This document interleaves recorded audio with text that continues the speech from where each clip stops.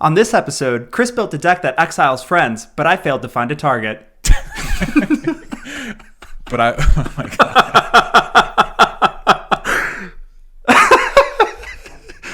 Okay. I can still laugh at it, but it just really I'm so sorry. And I wouldn't want to mince the opportunity to tell you about this commander. We're still friends.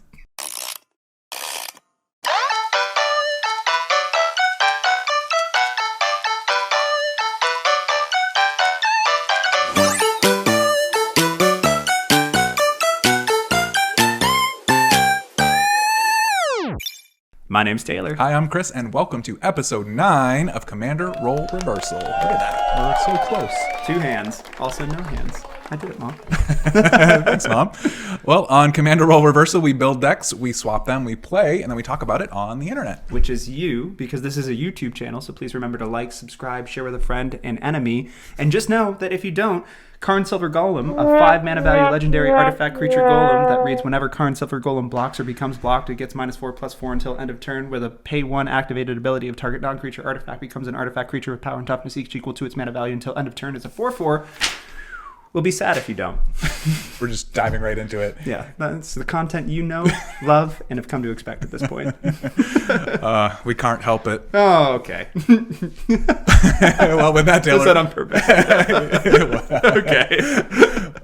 What are we talking about today? I think we're talking about the Baldur's Gate commanders that we built for each other. Yes. Which is super exciting. Commander Legends. Commander Legends. And just so you know, our position here at Commander Role Reversal regarding proxies, because as you might know, at the time you're watching this, these commanders are not physically obtainable yet, is we're all for it. I mean, all of the content that we create is done by proxying cards, especially through like Tabletop Simulator and Moxfield. So, you know, it's the reason we're able to explore all of the cards that Magic has to offer, and we're excited to keep doing that for you.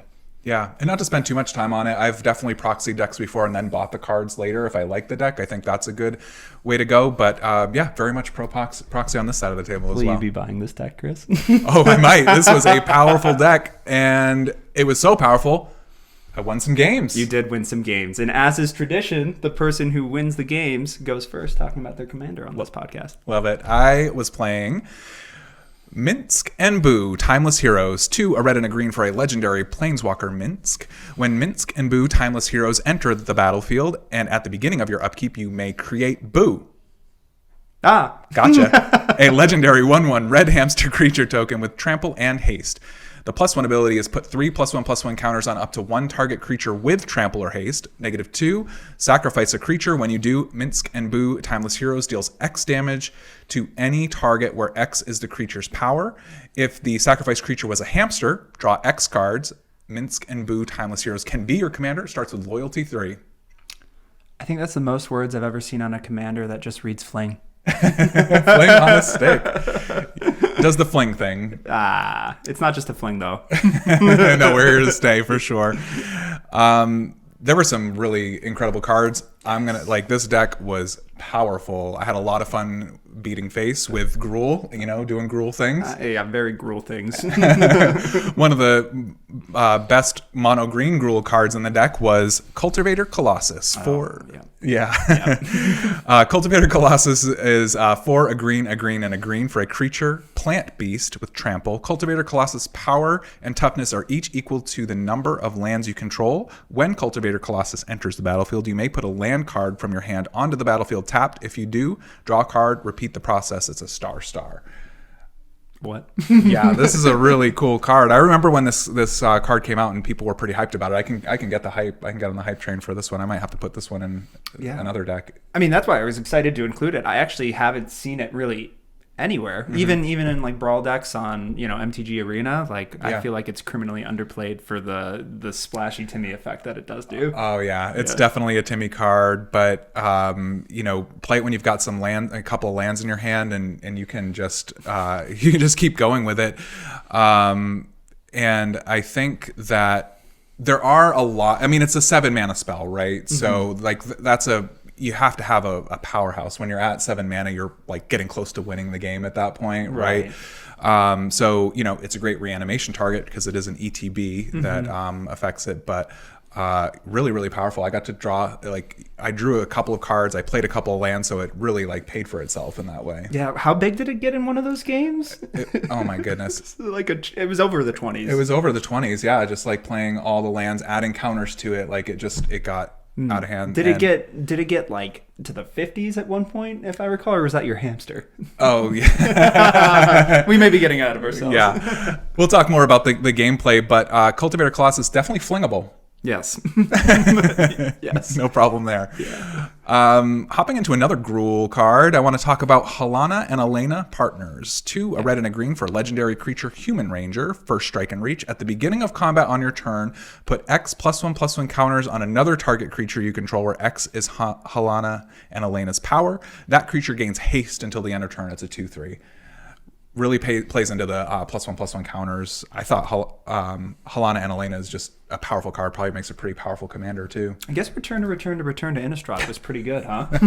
Both of those cards were from that set. 2 for 2. Yeah, that's true. Yeah. All right. Yeah. Good job, Wizards. Not planned, but yeah, they had some powerhouse cards. Gruul got some love. Yeah, Halana and Elena Partners, I think just, you know, the fact that you could put +1/+1 counters on Halana and Elena with, you know, some effects in the deck will allow you to do that, which would then let you put more +1/+1 counters on your Boo or your Cultivator Colossus, whatever. Not that it needed it. Whatever's on the field at that time. And then it gives the creatures haste too, which Boo already has haste, but also it gives the creatures one of the keywords needed for Minsc Boo to target with the plus ability too. Yeah. Real good synergy there. Well done. Oh, shucks. Thanks. Just for you, Chris. Another card that was really powerful in this deck was Kadama of the West Tree. 2 and a green for a legendary creature Spirit with reach. Modified creatures you control have trample. Equipment, auras you control, and counters are modifications. Whenever a modified creature you control deals combat damage to a player, search your library for a basic land card, put it onto the battlefield tapped, and then shuffle. It's a 3/3. So, how do you get modified creatures in this deck, Chris? I think Boo's modified a lot of the time. Yes. With trample, so you're gonna do the damage. Wow, Kadama of the West Tree is really good, but it is particularly good in this deck. It's like they were made for each other. Yeah. Minsc Boo from the west side. No. West Tree. Yeah. Oh, tree. West Tree. There we go. Got it. Oh, okay. All right. I misread that. Forgive me. Okay. Then, Solid. I don't think it's an oak tree. It's a Boseiju. Oh. Maybe. Is that a type of wood?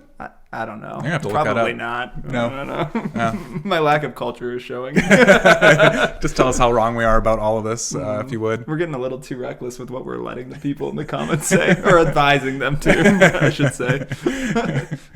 Well, so speaking of +1/+1 counters and modifications, the Ozolith was in this deck. Yes, I love that card. I'm never gonna not put it in there. Sorry, man. And we've talked about this card on the show before, but the Ozolith is 1 generic mana for a legendary artifact. When a creature you control leaves the battlefield, if it had counters on it, put those counters on the Ozolith. At the beginning of combat on your turn, if the Ozolith has counters on it, you may move all of the counters from the Ozolith onto target creature. So this is kind of a combo card in this deck, actually, because if you've got a Boo and he's got some, well, I guess it wouldn't be Boo because he only comes on the upkeep. But if you've got a creature with +1/+1 counters, you could fling it, put the counter somewhere else, move those counters to Boo or whoever else. Yeah, it's just a lot of stuff you can do before combat that makes this like particularly powerful. Or towards the end of the turn, after you've already attacked with Boo, gotten in that trampoline damage, and then flung him. All the counters go on there, so that the next turn you've got just more counters to go and it go around. The cycle continues. Yeah, it keeps on going. You really have to remove the Ozolith if you see that on the field with this deck. It's a card that you can really count on.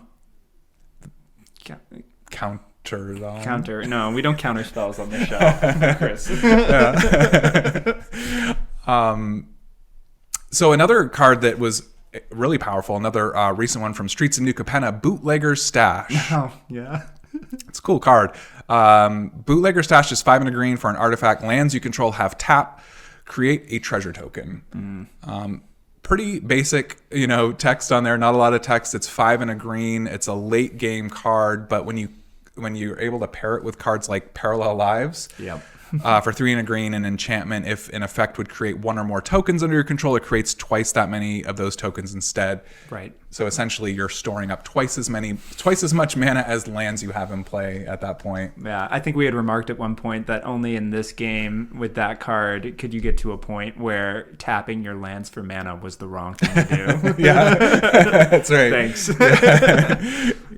I think Bootlegger Stash is great for like when you have lands untapped before your turn. You can just tap them, make, if you're holding up an instant speed spell, you can just tap them, make treasures, store them for the next turn. But when you've got a token doubler, yeah, you're right. It's like the wrong play to actually just tap your lands. Yeah, it's kind of a meme too, but Ashaya is in that deck, so I figured why not make your treasure or your creatures tap to create treasures too, because they become lands. Oh, wow. There's the combo. We did it. The Wombo number 5. I think we broke treasures. We did it. Oh, no. No. All right. Been done. We tried. Well, those were some powerful cards. I want to hear a little bit more about Zevlor and the games and cards that you were able to do. And his friends, I'm sure, too. So, yeah, I had the pleasure of playing Zevlor Elturel Exile? Elturel Exile, right? Exile.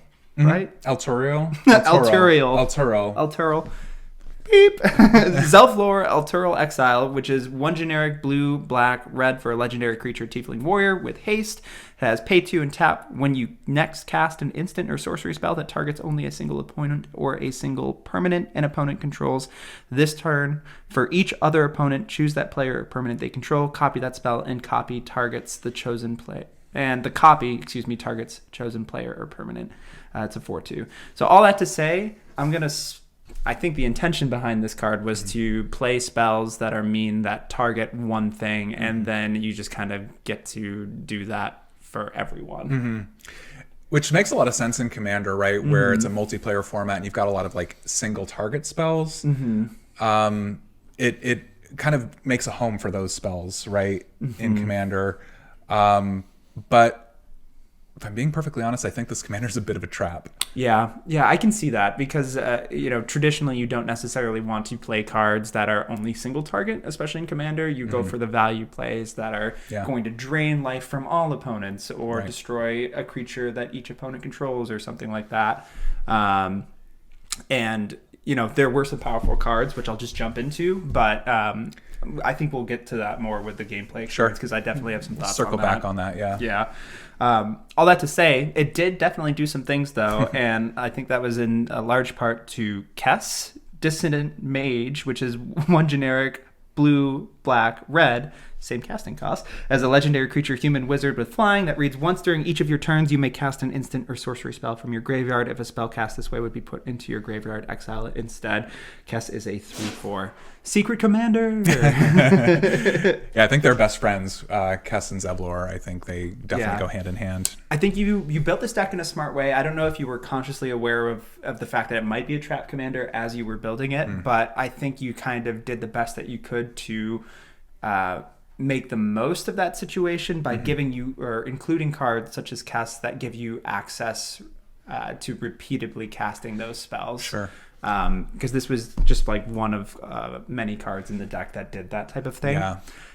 There weren't many creatures, but the creatures that were in the deck did that type of effect. Not quite as good as Kess. Kess is a good good pick. So if your single target spells, if your commander's not around, at least you get 2 casts out of it. Yeah. Rather than just the one. Target. It's something. So that way, if Zevlor's not out and Kess is out, you're still getting to do something with those traditionally weaker spells. So I thought it was a really solid include in this. Nice. What was also a really solid include, and I know what you're going to say, this is a solid include in everything, Jessica's Will, but I think it was a solid include in a clever way because I had to do a double take. Jessica's Will, 2 and a red for a sorcery that reads, choose 1 if you control a commander as you cast the spell. You may choose both. 1, add red for each card in target opponent's hand. 2, exile the top 3 cards of your library. You may play them this turn. Maybe it's just coming off of the heels of the Prosper matchup, but you see this card and you think, oh, yeah, you're going to exile cards. You're going to get that card advantage, be able to play those until next turn. The red mana that you get from choosing whoever has the highest number of cards in hand that's incidental. And then you realize, oh, wait, no, I'm just going to get to do this for everybody, Each opponent, which right. is really cool. That's like a really cool like ritual synergy that I would not expect with this commander. I do think it's a little bit of maybe win more at this point, just because Zevlor at that point, I mean, he's a 4 mana plus pay 2 to actually activate the ability. Yeah. So you've already sunk 6 mana in, and typically we've been using Jeska's Will as kind of like a ramp spell in a sense. Yeah. So, but it definitely is splashy if you can resolve it. It looks really cool, and you can do a lot of powerful things with probably 20 plus mana at that point. And 9 cards, right? Yes, Yeah, that's true. Since only one of the abilities targets, you get to resolve the whole spell. Is that how that works? 3 times. Okay, it's even better. Yeah. Dude, Yeah. that's awesome. Yeah, so I mean, Jeska's Will's powerful on its own. You don't need your commander out. I mean, it's better with your commander, obviously, but you don't need Zevlor to make it powerful. But yeah, like you said, win more. Watch your friends do a double take when you do this combo. Yeah. Wait, actually? Oh, actually. Moving on, something that's a little bit more of a, or less of a win more and more of a just like, this is how you're going to win. Gutter Snipe. Great include in this deck. It's 2 generic and a red for a creature, goblin, shaman. Whenever you cast an instant or sorcery spell, Gutter Snipe deals 2 damage to each opponent. Gutter Snipe is a 2/2. Yeah. I will say that it doesn't necessarily synergize well with the copy or copy effects unless you're casting the copy. That's true. So that's something to consider. But just Great point. anything that you can include in a deck that is going to be primarily Spellslinger that helps you advance your win, advance to your win that isn't spells, I think is a solid include. So this incidental damage does add up. Yeah, it does. Yeah, that is important to note that the spells that Zevlor copies are not cast; they're just copied. Right. And so, but yeah, Gutter Snipe is one of those creatures that goes in your non-creature deck, right? When it's a Spellslinger deck. So Right. Yeah. I mean, pairs well with cast too, because that's just casting from your graveyard, so not getting around the copying kind of thing. Fair. So I still think it's a really solid include, especially when I get to deal 2 damage to someone as I'm casting a Gitaxian Probe, which is 1 blue or Phyrexian. Is that how you read that? Phyrexian blue mana? Phyrexian blue mana. Phyrexian blue mana is the casting cost. It's a sorcery. And just so you don't, in case you don't know, Phyrexian mana can be paid with either blue or 2 life. So the neat thing about this spell is you can look at a target player's hand and draw a card for 2 life. Yeah, basically free in Commander, Yeah. right? Yeah, we don't care too much about that 2 life. Yeah. I mean, 40 life. I mean, you can do this 20 times. So, woo. Go ahead. Important to note with Zevlor, you only have to pay the 2 life the first time. When you're copying the spells, again, because you're not casting them, you're not having to, pay any casting costs or any additional costs. So that's such a good point. I feel like I'm so back and forth on how well this commander can fare, because there are some synergies, like you just pointed out, that that's better than I would initially evaluate this card to be. Yeah. And then other times it's like, the copy doesn't trigger the Gutter Snipe. So it's just interesting to think about, and we'll get to our thoughts on that. Probably requires a very specific build. Right. It does. But those were the cards that really performed well for me in our experience. So what about some questionable cards you had from your experience? I know it was questionable when you drew 5 cards off of Cultivator Colossus, but I don't think that'll be a question card you have. Nope, that was more of a happy dance in my chair. And so some of the cards that came to mind that I would honestly just wanted to hear you talk about from your side. I'll jump right in. The first card is Animation Module. 1 generic mana for an artifact. Whenever 1 or more +1/+1 counters are put on a permanent you control, you may pay 1. If you do, create a 1/1 colorless servo artifact creature token. It has an activated ability. Pay 3 and tap.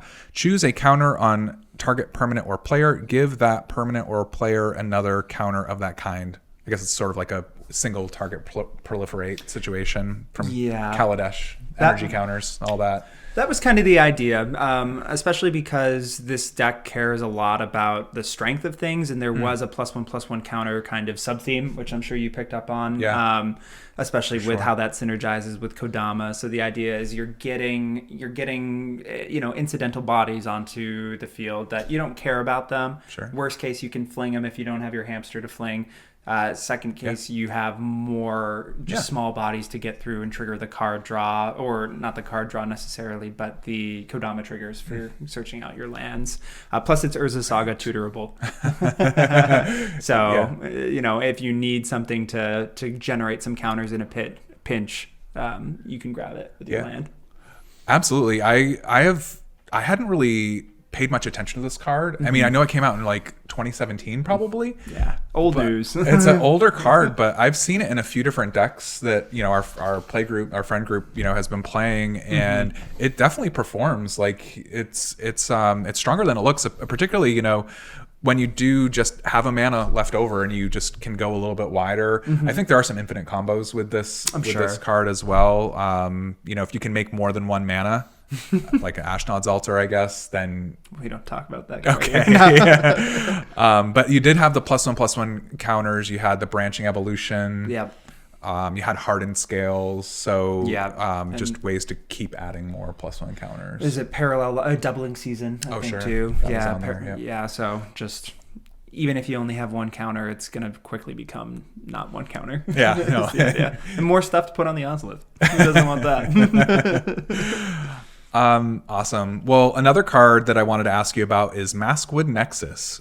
4 generic mana for an artifact. Creatures you control are every creature type. The same is true for creature spells you control and creature cards you own that aren't on the battlefield. It also has an activated ability. Pay 3 and tap. Create a 2/2 blue shapeshifter creature token with Changeling, which is also every creature type. So this wasn't like a tribal deck or anything. No. So what did you have in mind with Maskwood? It's funny that you say that because it wasn't a tribal deck, but what if everything was a hamster?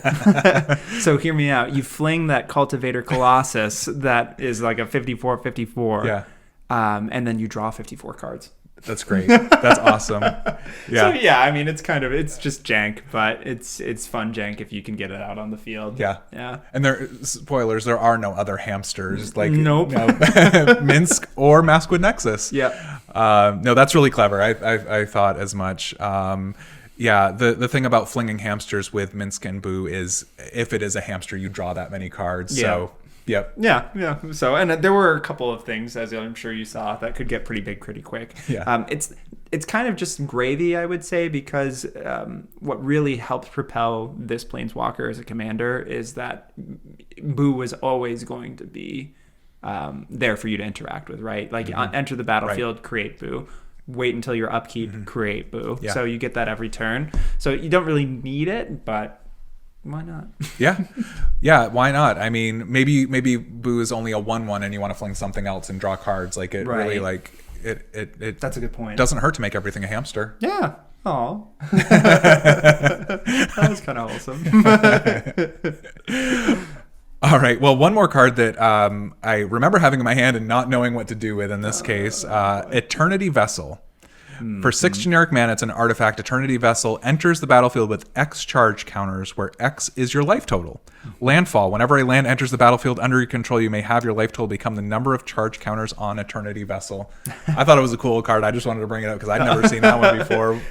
I hadn't either. Yeah. Thank you, Scryfall Landfall trigger search. There was a couple things in play. One, it was a cool card I'd never seen before that seemed like it was a powerful effect, so I threw it in there. But realistically, I know that there are some popular landfall cards that trigger life gain that I did not include. Kazandu Nectar Pot, I think, is one. Yep. That's the one where landfall, you gain a life, I think is the trigger. But from Zendikar Rising. But so this was kind of the only life gain, as funny as it sounds, that I put in the deck. But I feel like that worked out because there was this proliferate sub-theme, and I did build it as kind of like a landfall matters deck. So in a perfect world, you're ramping, you're getting lands into the battlefield. There are multiple ways to do that with this deck. It's green. Yeah. So, so oh no, I got hit by that go wide player, and I'm down to 10 life. play a land, I'm back up to 40. Yeah. So and it's a May, so if your life total is already higher than the number of counters, you don't have to like go back down. And the proliferate, I actually honestly didn't even think of that until you said it. You could start with 40 charge counters and then maybe get up to 48. Yeah. Seems good. Pretty cool. Bells and whistles for life game. We did it. All right. Well, those are the three that I wanted to chat about. What about you, Taylor? Were there cards that came up for you that you wanted to ask some questions about? Just a couple, Chris, and thank you. Those were some fun ones to talk about. Yeah. The first one was scary when I saw it in my hand, but in practice, didn't end up quite being as scary as I hoped it would be. Sure. Specifically, Curse of the Cabal, which is 9 generic and a black for a sorcery that reads, target player sacrifices half the permanents they control, rounded down. It does have Suspend 2, pay 2 generic black. Suspend is rather than cast this card from your hand, you may pay 2 generic black and exile it with 2 time counters on it. At the beginning of your upkeep, remove a time counter. When the last is removed, cast it without paying its mana cost. This is an interesting Suspend card in that it lets other players interact with the Suspend, which I think is a really cool design space, but you'll see why. At the beginning of each player's upkeep, if Curse of the Cabal is suspended, that player may sacrifice a permanent. If the player does, put 2 time counters on Curse of the Cabal. So if this resolves, it does start out with just 2 suspend. That's going to come down really quick, and that's just going to wreck someone if it does resolve. I think we found in practice that it was pretty easy to sacrifice a permanent and just jack this up. So I think I played it on turn 4 with the earliest that I could have. Right. And, it didn't resolve. It didn't resolve. Yeah. And there was no way it was ever going to resolve, especially against your deck. Yeah. And it does kind of make you become public enemy number 1 too. Like, there is the player removal aspect of it. But I think when this card was printed, there probably weren't as many just permanents laying around that you could sacrifice. I think I sacrificed 1 treasure token, and now it has 4 suspend tokens or counters on it. Rather. This card does not hold up against bootlegger. Stash does not do the thing. Yeah,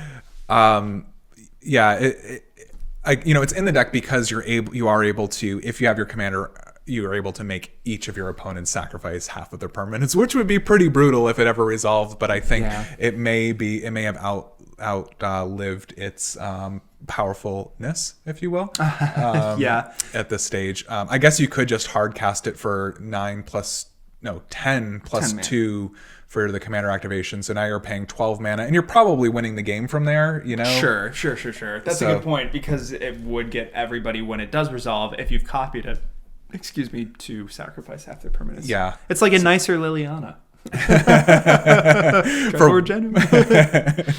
For way more mana. Yeah, but flavor points. Yeah, style points. Maybe just put Liliana in the deck. Yeah, I don't know. Cool card though. I really like that it was in there. Pretty neat. Wish I didn't play it into your bootlegger special. The other one that I have, just 2 questionable cards for this time around. This didn't come up in our game, but reviewing the list or any of our games, I did kind of wonder what your thought process was behind this. Okay. Naru Meha, Master Wizard, 2 generic blue legendary creature, human wizard with flash that reads, when Naru Meha, Master Wizard, enters the battlefield, copy target instant or sorcery spell you control. You may choose new targets for the copy. Other wizards you control get +1/+1. Naru is a 3/3. I like that this can be used as kind of like a combat trick, in that you have that flash, you can, copy a Vandal Blast or whatever you need to do, or something instant speed that you're running. But you did make a point of saying earlier in the episode that this was not very heavy as a creature deck, so I was wondering kind of if there was something that I missed with this include that would justify it only being like a one-time trigger. Yeah, no, great question. Being a spellslinger deck, it is nice to be able to copy one of your spells more than once. It does have that incidental value, but are you sure you just didn't want to hear me talk about that I'm a filthy combo deck builder? I had a feeling. Well, there's another card in the deck, Ghostly Flicker. It's 2 and a blue for an instant. Exile target exile up to 2 artifact, land, or creatures. Yep. and return them to the battlefield. So it just flickers 2 targets. And so essentially the way that this one works is you have Narumea on the battlefield, or you cast something and cast Narumea, and then you cast Ghostly Flicker, which is copied by Narumea, creating a copy of Narumea, which it's legendary, so it goes away, but it allows you to untap a land and or flicker a land rather, and then flicker Narumea and just make infinite mana. Okay, so, and then win the game. And then probably win the game with, casting an X spell, or maybe casting your Cabal. You actually have enough mana to cast it now. Yeah, no, okay, that makes sense, because I did see you had, the staples like Blue Sun Zenith, and then you could use the commander's ability to copy that, because it's a single target for your opponent, and then everybody just draws their deck. Right. You don't even have to draw your whole deck with Blue Sun Zenith, which is the typical play pattern. I like that. Okay, so didn't know that I was baiting out the dirty combo player talk, but That's good to know. That's cool. I hadn't thought of that. Yeah. I just all right, it checks out, sir. It checks out. I've learned to accept it. I'm glad one of us has. Nice. So I think we're on to suggestions then, if we wanted to talk about a few cards. It's the best part of the episode. My favorite part, for Let's sure. do it. All right. Cool. What do you got for me, Chris? All right. I have a couple cards here. Wanted to run by you and see if you think they might make the cut in any version of this list. The first one is Mirror Box for 3 generic mana. It's an artifact. The, quote, legendary rule doesn't apply to permanents you control. Each legendary creature you control gets +1/+1. Each non-token creature you control gets +1/+1 for each other creature you control with the same name as that creature. So Mirror Box is a way to get around the lose your boo at the upkeep. Sometimes, so you have the opportunity to create boo every upkeep, right? Right. And so you just keep making boos. You just keep making boos and go wide with boos. Sometimes you might create it just to die if you have like a dice trigger or something that you want it to go, but Mirror Box just lets you go wide. It doesn't work. The last ability doesn't work because boo is a token creature, but essentially, you can just go wide, and then and they're 3/1 when it comes in as a haste trampler. That's not nothing. No. Yeah. Especially with all the +1/+1 counters. Sure. That's an awesome include. Yeah. All right. Cool. I like what you're cooking up, Chris. All right. All right. So another hamster I wanted to include in the deck is a card by the name of Torian Mauler. 2 and a red for a creature shapeshifter changeling. Okay. This creature is every creature type. Whenever an opponent casts a spell, you may put a +1/+1 counter on Torian Mauler. It's a 2/2. Okay, I see brilliant. Yeah. I saw this on a recent gameplay episode of some show, and I was like, oh, wait. As I was kind of looking through suggestions, that's a hamster too. That puts the +1/+1 counters on it. On itself. Incredible. Maybe it puts double +1/+1 counters on it, depending on what your battlefield looks like. Can't wait to fling that. Torian Mauler. It's pretty cool. It's a budget card too. Really? Yeah. Really? Yeah. Under $2? Oh, under 2 ducks. Definitely under 2 ducks. Yeah. I don't know how much ducks cost, but I don't know. Let us know in the comments if you had a duck recently. If you have any ducks for sale, oh my gosh, we're buying. No. Well, there's a god creature I thought might go well in this deck. I think I know what you're gonna say. You might know what I'm gonna say. I'm excited. Yeah. All right, we've got Xenagos, God of Revels. I didn't know what you were gonna say. Well, this is the Gruul one. Xenagos, God of Revels, 3, a red and a green for a legendary enchantment creature god with indestructible. As long as your devotion to red and green is less than 7, Xenagos isn't a creature. At the beginning of combat on your turn, another target creature you control gains haste and gets +X until the end of turn, which X is that creature's power. It's a 6/5. Whoa. Okay. Yeah. I see what you're picking down. Xenagos, the classic Gruul, Voltron, commander. Make another creature Voltron, I guess. So not technically Voltron, but make one tall creature, which could be a hamster. It could be a hamster. It could be a bunny that's currently underneath my feet. Oh, we've got Carter. It's the resident Carter, who exists. You'll just never see him. If only we had a different camera angle. We might need to think about that. Might need to buy another camera, too. Okay. That's maybe episode 20. So Xenagos is a powerhouse. It doubles up Boo's power and toughness. So you can swing in with that trample damage, and and then fling it for twice as many cards.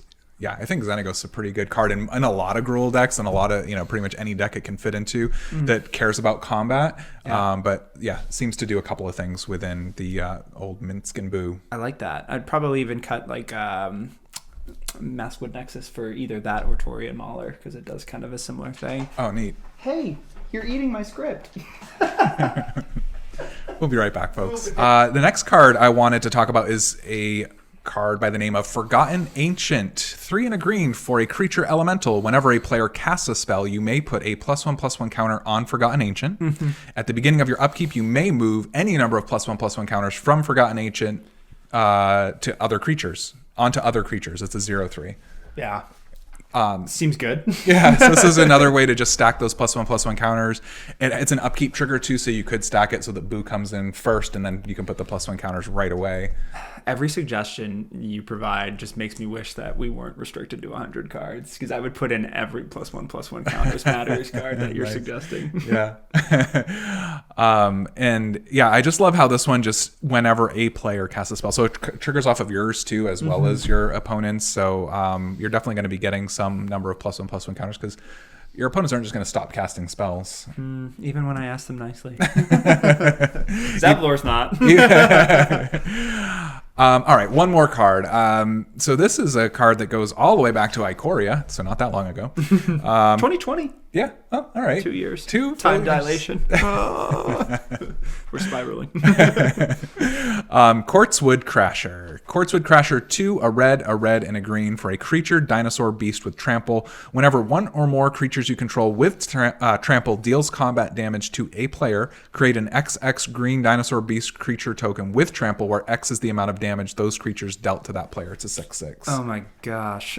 I've lost to this card before. That's amazing. I'd wiped it from my memory because it was so brutal. But it is 5 mana, for a 6/6 trampler, so it's a pretty good rate. It's a little bit color intensive. There's a lot of cards at that 5 mana slot, but when you've got a trampler stapled to your commander, it seems like enough synergy there to make more trample-y creatures. Oh, that's great. Yeah, and then continues to synergize with like Kodama and cares about modified. So sure, that's perfect. I love that. Awesome. Yeah. It's a dino too. Dinosaur Beast. All right, well, those are the cards I had, Taylor. Let's see what suggestions you might put in Zevlor to exile even more friends. Oh, I'm so excited that you asked because they're not that mean. Okay, good. Expect more. I would expect no less. Okay. Well, we'll start off with something that's a little niche. Probably might raise an eyebrow because it's not an instant or sorcery in a Spellslinger deck. Sometimes can raise one. You did. It's usually both. Okay. Well, it looked like just the one. Maybe that's because it's a profile. Spellweaver Volute, which is 3 blue for an enchantment aura that reads enchant instant card in a graveyard. Whenever you cast a sorcery spell, copy the enchanted instant card. You may cast the copy without paying its mana cost. If you do, exile the enchanted card and attach Spellweaver Volute to another instant in a card in a graveyard. What a cool card. I love this card. I remember you had this in a deck like a while ago. I don't remember. Once upon a time. Yeah. Back when I played other colors. But yeah, I think the idea here is it gives you access to any graveyard, which is lovely. Because if you're playing against another Spellslinger or just someone resolved something that you would particularly benefit from, especially with Zevlor's ability, then you have access to it. Or I think the more appropriate use probably, because you already have the spells that are built to benefit from your commander, this is just another way to access the cards that you have already cast in your own graveyard. I love that. Value on value on value. Yeah. And if you're casting it with Kess instead, you're probably getting almost as much value as if it were with Zevlor, right? At that point. Yeah. I mean, and how do you interact with something that's enchanted in a graveyard? I guess exile the graveyard, but people don't do that. Yeah. Who wants rest in peace? But other than that, you're right. It does stick around. And here's a tip: maybe try to enchant an instant in the black deck's graveyard, right? Probably. Yeah. There's the tip. They're not going to exile their own graveyard. No, they would never.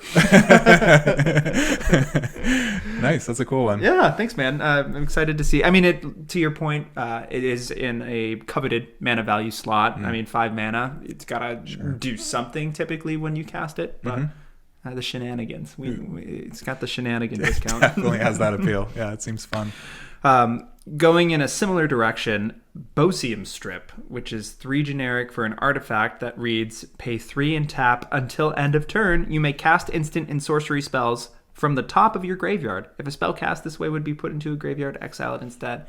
This is a little bit maybe easier to slot into a deck that cares about casting things from the graveyard, but it's just a neat, janky old artifact that, cares about the order of the things in your graveyard. So maybe remember that when you're playing it. But I think it's worth it because the pay 3 and tap is not limited to just one spell from the top of your graveyard. It's as many as you can cast that turn. So it's flashback, essentially. Yeah, right. Flashback. Yeah, that's really cool. It makes you care about your spell sequencing. So you have to be careful, like, as you're playing spells, that they're stacking up in your graveyard. And you're right, with cards like this, it used to matter just baseline, the order of cards in your graveyard. That used to be a rule.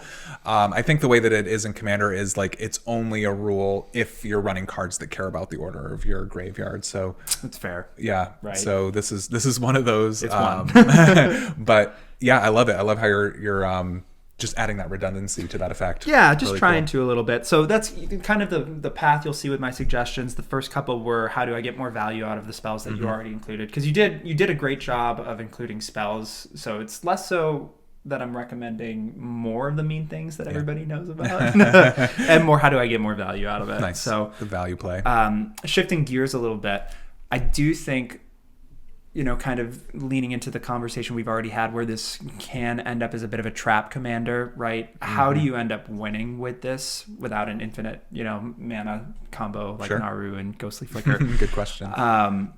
Especially when you're running cards that don't necessarily knock multiple players out of the game, right? And I think it's just getting more value out of the instants and sorceries that you do cast. So I think, it's kind of, you'd expect it. It's the precon effect a little bit, but I think Talrand Sky Summoner really makes sense in this deck because it's 2 blue for legendary creature Merfolk Wizard that reads, whenever you cast an instant or sorcery spell, create a 2/2 blue Drake creature token with flying 2/2.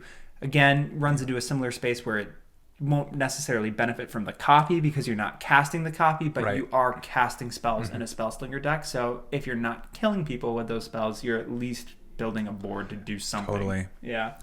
I think that that's another powerful effect, and it is just a Spellslinger deck at heart. So any of those good Spellslinger effects are gonna help you achieve a win out of the game plan, because you can only do damage and make your opponents discard cards and do all of those mean things so much, and then how do you actually win from there? So I think that Talrand is a great opportunity for that. Yeah, and even without the previous suggestions, I still think you built in enough redundancies into the deck where it would still make sense, because you have a lot of cards like Lear, just a God of the Drowned or Disciple of the Drowned God, I think. Something like that. That essentially gives all of your cards jumpstart. Yeah, or flashback. Yeah, that one. So similar space. So I think you still benefit from it, even if it's not benefiting from all the copying that you're doing. Yeah, right. You're still casting a lot of instants and sorceries. It's mostly it's half of the deck is instants and sorceries in this case. So there's plenty of ways to trigger those abilities for sure. And there were only 10 creatures, so I can see why this wouldn't necessarily have made the cut initially, but just a thought. Yeah, definitely one worth considering. Yeah, another creature that might make sense, maybe swapping out for some of the other creatures, or maybe even justifying the coveted 11th creature slot. It's a little uncommon from Strixhaven. Rutha Mercurial Artist, which is 1 blue-red for a legendary creature Orc Shaman that has an activated ability of pay 2 and return Rutha Mercurial Artist to its owner's hand. Copy target instant or sorcery spell you control. You may choose new targets for the copy. Rutha is a 1/4. Nice. I've seen this in our pod. It's a great effect, especially in a Spellslinger kind of shell. For sure. So I think what's appealing to me about this is it's an easy, repeatable effect that doesn't care about summoning sickness, because it's just pay 2 and return Rutha. Yeah. So you've got that value, and it's low to the ground where it's a 3 mana spell slot. Right. That's pretty easy to get that value out of. Yeah. I think Rutha is great. It's not overpowered, but when you start combining it with effects that are copying spells, you're getting yet another copy. Yeah. So when you have cards like Thousand Year Storm or Twinning Staff or your commander, you're able to get just generate another copy of the spell for relatively cheap. Yeah, I think I might have built in more redundancies on top of the ones that you already have in your deck, just based off of our play experience. Because what do you do when your commander's not out? How do you copy spells? So, more secret commanders. More secret commanders. Let's go. Turns out you just have 4 commanders. Yeah. Every creature acts in that slot. That's great. That's great. What if I told you that Professor Onyx would be a great include for this deck? I would believe that. That's a good call. Professor Onyx, 4 black for a legendary planeswalker, Liliana. With Magecraft. Whenever you cast or copy an instant or sorcery spell, each opponent loses 2 life and you gain 2 life. +1, you lose 1 life. Look at the top 3 cards of your library. Put 1 of them into your hand and the rest into your graveyard. -3, each opponent sacrifices a creature with the greatest power among creatures that player controls. And then -8, each opponent may discard a card. If they don't, they lose 3 life. Repeat this process 6 more times. Oof. Loyalty 5. Strict Professor. Not to be confused with Strict Proctor. What was the Planeswalker type? Liliana. No, spoilers. Spoilers, sorry. In all seriousness, I think... I suggest this because you did have a couple of Planeswalkers in the deck already, so it felt like it might make sense. But specifically, Magecraft is so good because it doesn't need to be a cast spell. It can be a copy. And this card, or this deck, is ideally doing both things. Yeah, And it's just another way to kind of propel towards a win while you're doing the spell slinging. Oh, yeah. It's kind of like Gutter Snipe on Halo. Nice. Gutter Snipe, but graduated. This one went to college. Yeah, went to Strixhaven. Yeah, that 2 damage really adds up over time, and you're right, with the copy effects, I think that's what really makes that Planeswalker shine. And even better, it's not damage, so if you're playing against that pesky Stacks player, it's life loss, which is helpful. Who would play Stacks? That would just be... That's a different me. I play Gruul now. Times have changed. Yeah, times have changed. Stomp. But yeah, I mean, this is just a ridiculously strong Planeswalker. So yeah, I think it passed the does it do something as soon as you cast it for 6 mana test. Oh, for sure. I mean, if you just follow it up with 1 spell, what's the negative ability? It's each opponent sacrifices a creature with the greatest power among creatures that player controls. Right. Yeah. So it has the greatest power text on it. Sacrifice a creature can be hit or miss, if your opponent has tokens, but it has that greatest power. So it does kind of do that removal if you need it to. Right. And if you did decide to build this deck as more of like a Reanimator style deck, I think there are plenty of black sorceries that allow you to target specific cards in graveyards to reanimate. So nice. You're sacrificing things, forcing people to sacrifice things, and then you cast that reanimate spell with Zevlor online and just reanimate 3 things. Whoa. Does that work in the graveyard? Does it? I don't know. I mean, it's a target, right? Rules check. Yeah, I don't know. Maybe not because it's target permanent. Permanent, right? Cards, cards are not permanents when they're in the graveyard.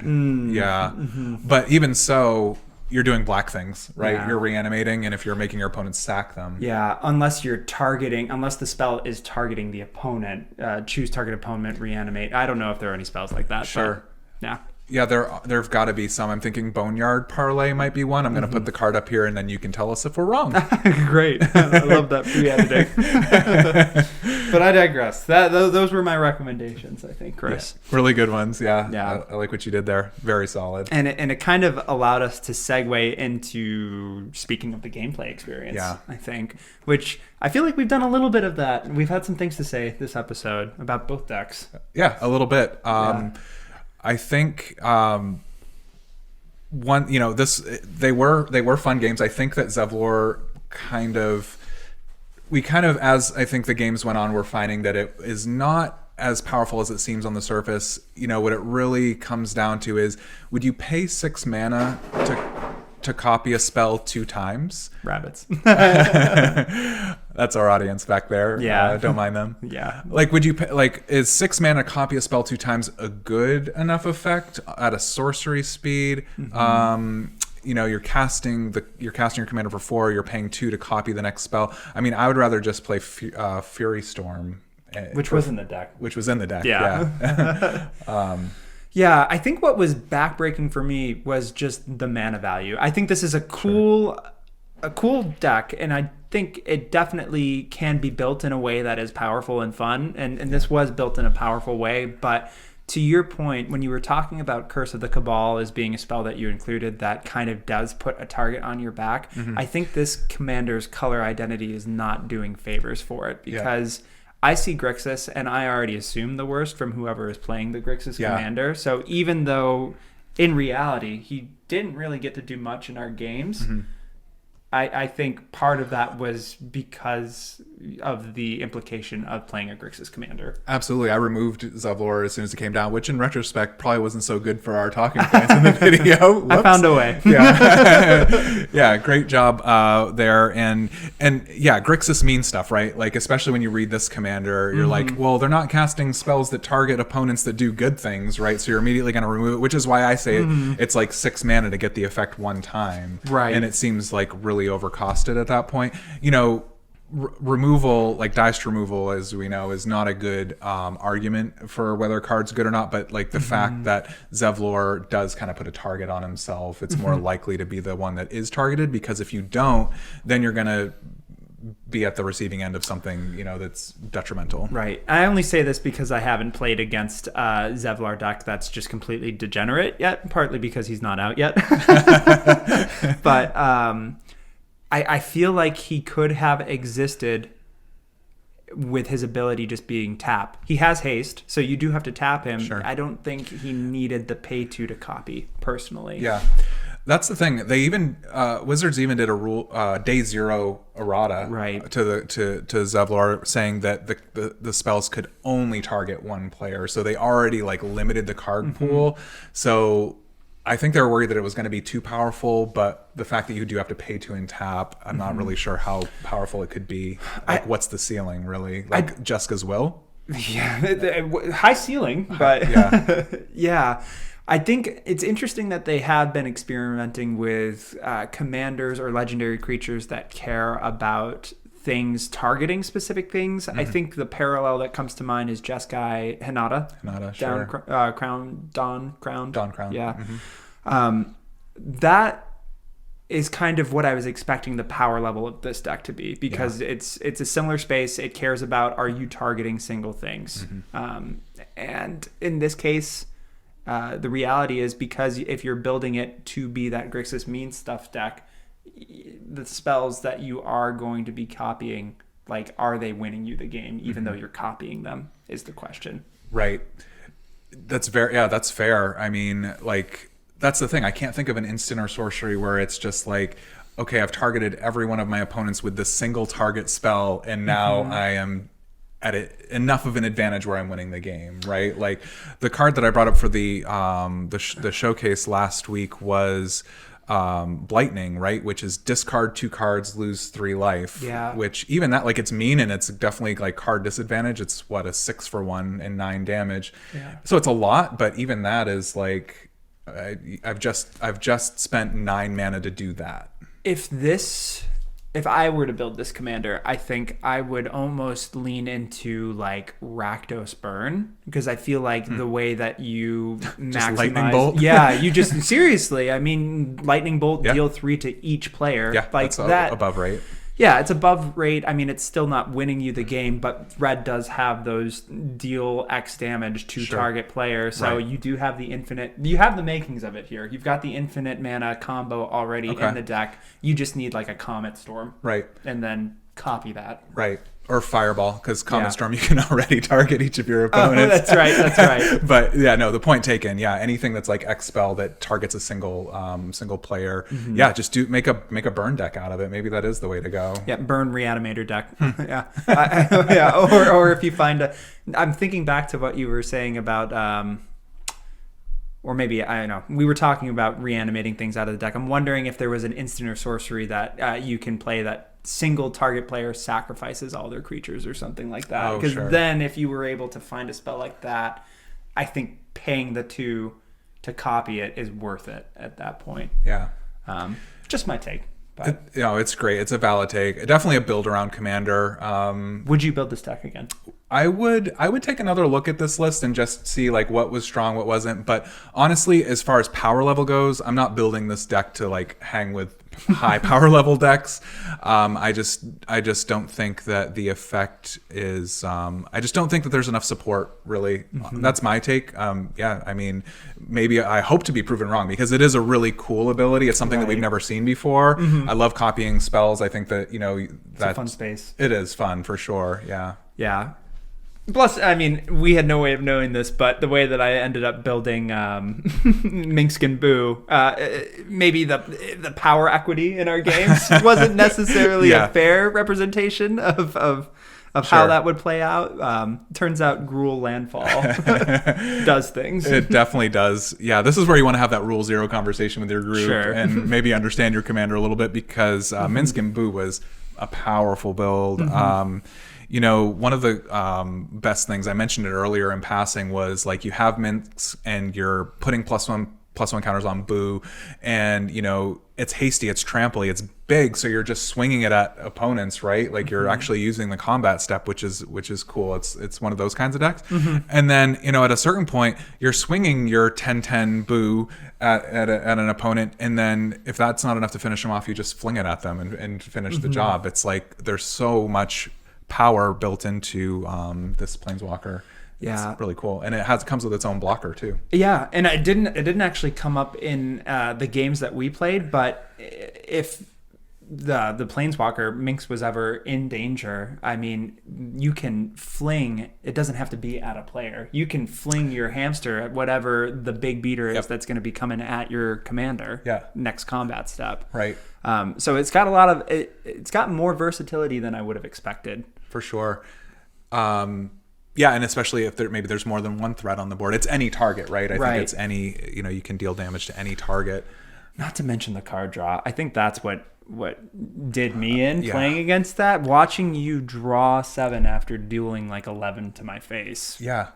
That the math doesn't check out there. Let's say it's like 7 combat damage. Yeah. And then it's 7 more fling damage and then drawing 7 cards. Is that a good rate? Seems good. Flaming 7s. We're going to Vegas, baby. Lucky 7s. I love that. Brings me back to my Final Fantasy 7 days. Oh, I'm old.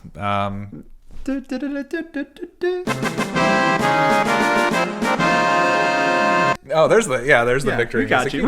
I got you, friend. Yep. Final Fantasy 7. You roll those lucky 7s and you just do like 7,777 damage. Oh, is that actually something that happens? Oh, it is. Yeah. And there are definitely builds where you can make it so that your character just always has that amount of life at the beginning of combat. It's a little overpowered. It takes a little bit of grinding, but this isn't a Final Fantasy podcast. But tune in next week because it still won't be.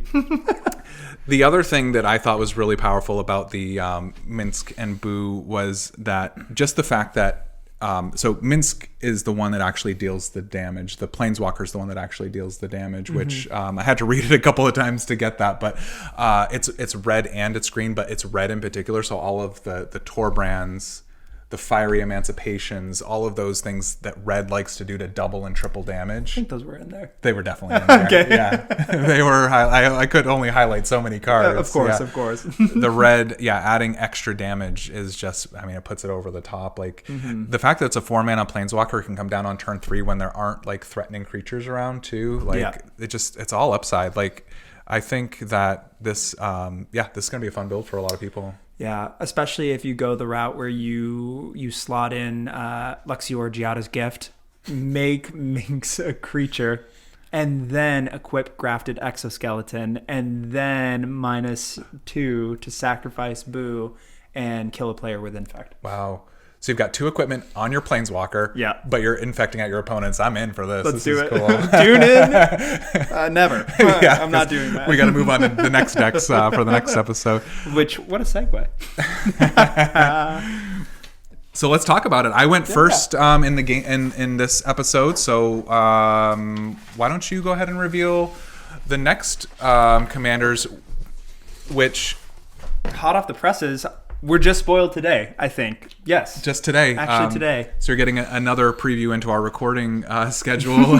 We're looking at Commander Legends Baldur's Gate commanders that were spoiled today. Yeah, we're trying to be trendy. Let us know if it's working. But in all seriousness, I've been super excited for this set, and already getting a taste of the power level. It's going to be a great set for people who love Commander, which if you're watching this, I hope that's you. Mm-hmm. But I think what I was excited about when the pre-con names were spoiled way back when by Gavin, is that one of them seemed to indicate that party was a theme. Yeah, nice. And that face commander was spoiled today. So Nalia Diamise, which is 1 white-black for a legendary creature human rogue with the ability, you may look at the top card of your library anytime. Nice. You may cast cleric, rogue, warrior, and wizard spells from the top of your library. At the beginning of combat on your turn, if you have a full party, put a +1/+1 counter on each creature you control, and those creatures gain death touch until end of turn.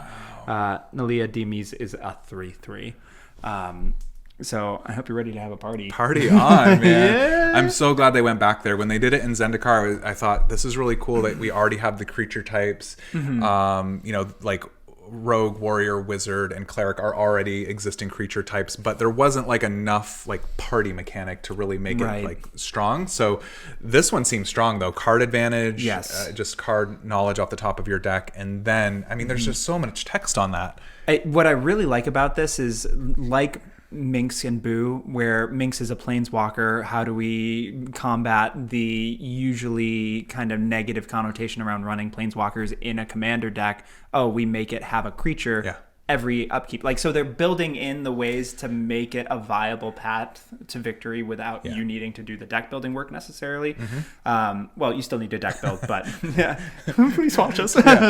Don't show up to your LGS with just the commander. You won't get very far. But all that to say, like, I like what they're doing. I mean, party is a build around, right? But they're making it a little bit more of they're sweetening the deal a little bit. They're giving you the card advantage, like you said, being able to like see whether or not you're drawing into the cards that you need to complete your party is really valuable, because that's one of the toughest things about that archetype is assembling the party. Right. So I think the direction that they're going with these commanders is, I think, really nice. Yeah. And I'm excited to see what you're able to do with this. And she's a rogue herself, right? So it's already 25% of the party. So exactly. I don't know how many rogues you need to put in. I mean, as many as you want, but like you've got that rogue. I'll figure it out. But just to give you a little tidbit of what to work with moving forward, luckily, the ability is a little bit easier to work around with. You may cast cleric, rogue, warrior, and wizard spells from the top of your library when you account for changeling. Oh, nice. So my showcase card for this is going to be Crib Swap, 2 and a white for a tribal instant shapeshifter. It's an instant with changeling. This card is every creature type. Exile target creature. Its controller creates a 1/1 colorless shapeshifter creature token with changeling. So it says cards, right? Yep. You can cast rogue cards from the top of your library. Spells. Right, yeah, spells, excuse me. Yeah. So who wouldn't want to cast an exile from the top of your deck? Oh my gosh, that is really cool. I wonder how many like non-creatures you can fit in. That's actually kind of cool. Yeah. It's like almost a spell slinger kind of thing. Or at least in part. I love what you did there. That's thank you. Very, very cool. We'll see if you can surprise me with that in our games next week. Awesome. All right. Well, the second commander coming next week from Commander Legends Baldur's Gate is another commander that cares about copying effects. I'm going to try again. Okay. I want to redo. Double whammy. But this time we're going Jeskai. We've got Dynahair, Invoker Adept. 1, a blue, a red, and a white for a legendary creature human wizard with haste. You may activate abilities of other creatures you control as though those creatures had haste. Nice. Has an activated ability tap. When you next activate an ability this turn by spending 4 or more mana to activate it, copy that ability. You may choose new targets for that copy. It's a 4/4. This is going to be freaking Dope. That's a cool ability. Yeah, that's pretty cool. I did my research this time. I looked for cards with that 4 mana value activated ability, and turns out there's a lot of equipment, which is not good synergy. It does not work. So had to kind of scroll past those. But there are some pretty powerful effects that you can do at that 4 mana activated ability. So. I believe that. And I love that the commander itself is a static built-in 1,000-year elixir. Yes, exactly. Incredible. Yeah. So even if you're not getting the copy, you're still able to... This is what I'm talking. They build in some of the pieces for you in the commander design to like make it at least you're going to do the thing. Exactly. Even if you're not doing that second part, you can still have those activated abilities. So it's kind of like 2-part build around. You want those powerful ones that you can copy, but just being able to tap your creatures when they come in for those abilities. Because that's important in Commander, right? When you take your turn, you have 3 other players that are going to take a turn. So you have to be able to immediately impact the board when you play a card. I love it. One of those cards that we're going to look to play and activate is another brand new card, Wand of Wonder. 3 and a red for an artifact. 4 tap, roll a d20. Yes. Each opponent exiles cards from the top of their library until they exile an instant or a sorcery card, then shuffle the rest into their library. You may cast up to X instant and or sorcery spells from among them without paying their mana cost. If the d20 is a 1 through 9, X equals 1 of those spells. If it's 10 through 19, you can cast 2 of those spells. If it's 20, you can cast 3 of those spells, all 3 of those spells. And so you actually would get to roll 2 d20s. You get to do the entire effect 2 times if you activate it with your commander. Oh my gosh, I'm so excited. Give me Barbarian class now. Yeah, if you've got enough dice rolling in there, Barbarian class, oh my gosh, yeah, you're just winning. And not by chance necessarily at that point. No, it's with magic because it's a wand. It's a magic wand. It's a magic wand. I wonder how you're going to win with this magic wand. Are we outroing right now?